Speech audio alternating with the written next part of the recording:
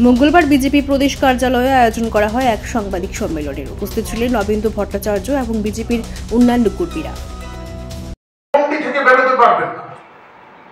দেখছেন না যেখানে যেখানে যাচ্ছেন মানুষ প্রতিবাদ করছে।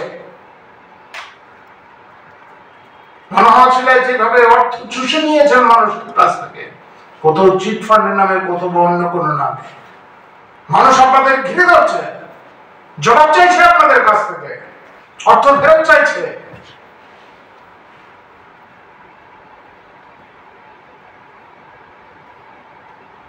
এখন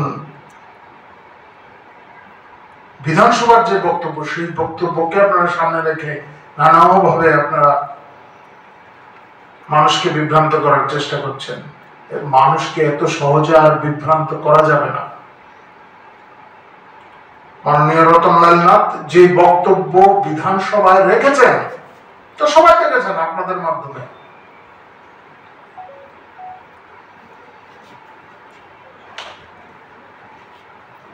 ফলে সাময়িক হয়তো আপনারা আপনাদের কিছু কাজের সংস্থান হয়েছে, রাজনৈতিক ভাবে আপনাদের কাজ করার সুযোগ তো আর নেই, খুব সীমিত। মানুষের কাছে যাওয়ার সুযোগ নেই আপনাদের। তো এটা আপনাদের একটা কর্মের সংস্থান হলো সাময়িক। অপেক্ষা করুন, এই বিষয়টাকে বেশি দূর টেনে নিয়ে যেতে চাইলে মানুষ ধুচ্চারি করবে আপনাদের, কারণ এটা সবাই বোঝে। বিধানসভার মাননীয় মন্ত্রী কি বলেছে?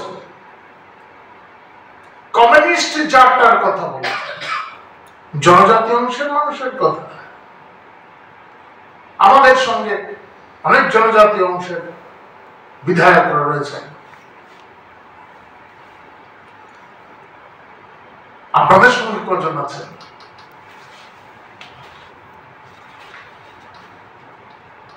এবং শুধু তাই না, আপনারা জনজাতি দরদ দেখিয়ে শুধু কথা বলে বলে এতটা বছর কাটিয়েছিল।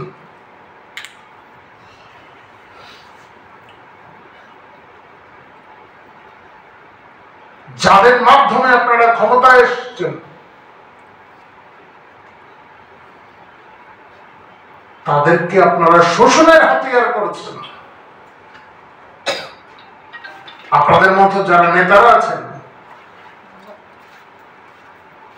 আপনারা শোষিতের কথা বলতেন ঠিকই, কিন্তু নিজেরা শোষক। আপনারা শোষকের ভূমিকা নিয়েছেন। এই অংশের মানুষের অনুন্নয়নের কারণ আপনারা।